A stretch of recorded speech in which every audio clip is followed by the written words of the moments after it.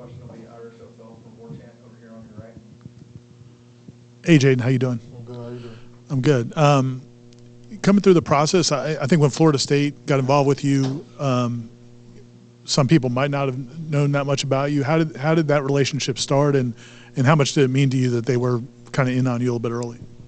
So it started off springtime in my junior college. We were just going through training, practicing every day. It's kind of like a real hard thing every day in spring ball, you know. So we had a big recruit at my school. He was a receiver, and Florida State was coming out to go see him. Coach Tokar was coming to go see him. And he spotted me out the first time, and from that point on, he was like, that kid's a no. And it came about 3 more times. Like the third time, that's when I got the offer. And they were really impressed about how I played on the field. So that's really much how it started. All right, next will be Brendan Sinone from Noles 247, second row on your left. What does it mean to you that Florida State stuck with you after an injury before your season? And then secondly, I guess, how are you doing in the progress from the injury? Yeah, I felt like it was just meant to happen because I committed before the season. I was just praying about it, came heavy on my heart. And so what was the chances that I just get injured the second game of the season? And Seminoles, they said, we're going to stick with you all the way before that. And it just happened to happen like that. So I felt like it just meant to happen. And as far as rehab going, I'm doing pretty good right now. Like yesterday, I did a squat for the first time, and I went up to 315. So that was pretty good for me. Right now, I'm kind of feeling like Ryan Wilson. You know, 5 months in, I feel like I can go. But I'm just trusting the process, you know, day by day. That's pretty much it, though.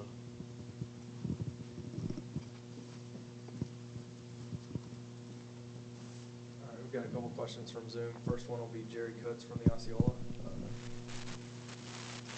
Hey, Jaden, tell me a little bit about your background and how you came to football, and what is it about football you like? Yeah, so I'm from Montgomery, Alabama, and actually my first Little League team, we were the Seminoles, so that was City League. I was playing in the Seminoles jersey since I was a little kid, so like I said, it's all just full circle. I got into football. First thing they did was put me in the Oklahoma drill. I ran the kid over, so I just like hitting people. I like being aggressive. That's the part I love. We'll stay here for Logan Robinson from Noel Game Day. What's up, Jaden? Welcome to Tallahassee. 315 6 times is no joke, definitely coming after that knee surgery. What plan does Coach Storms have for you? Putting on some size, you're listed at 230. Is there a game plan before the season begins on size-wise that he has you for? Yeah, so the goal I want to put on, I want to be 250 by the end of spring ball. That's my personal goal. But Coach Storms on my visit, we were just talking about different players coming in with knee injuries. Like the main one I saw was Trey Mason. He was just showing me before and after pictures. So I've been doing pretty good. I already put on 5 pounds, so I'm 235 right now. You know, I'm back squatting, so it's basically like a regular routine. I'm just kind of getting in the flow with it. And I'm starting to get in the racks with the full team instead of Muscle Beach right now, so it's been going good, though. Okay, next will be Kurt Weiler from the Osceola, front row on your right. Hey, Jaden. Good morning. You're one of a number of guys who kind of, like you said, committed before the season, kind of believing the vision before it kind of came to fruition, I guess. What was it like being a commit and watching this season, kind of the success had and the plan, the vision of Coach Norvell being realized? It was amazing. It was kind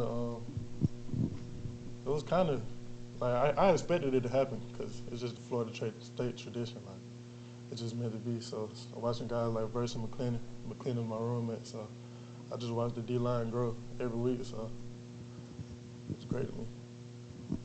Go back to Ira, second row on your right. Watching the success that Jared Verse and some of the other defensive ends had last year, and then going back to Jermaine Johnson the year before, was that part of one of the things that attracted you to Florida State?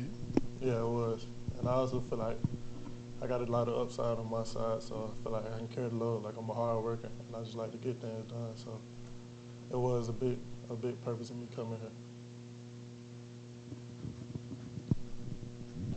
All right, next will be Aslan Onabandi from Warchant, the right corner.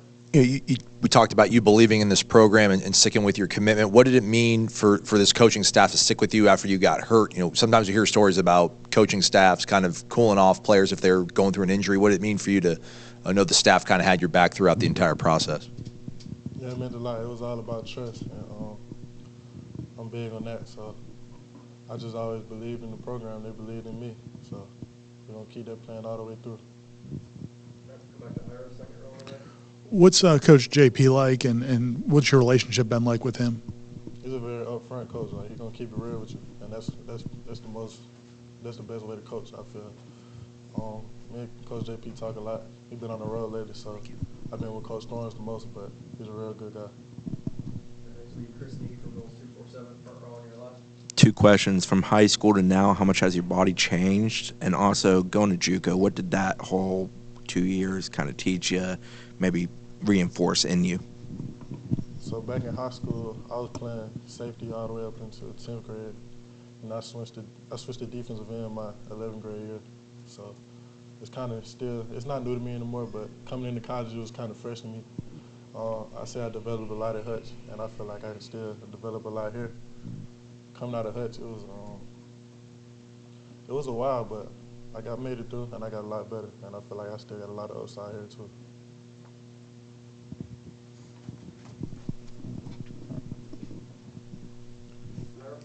There's a lot of, I guess, myths or stories about junior college football, with Last Chance U and everything else. What was that experience like? How hard was it to kind of get through what you guys go through in junior college football?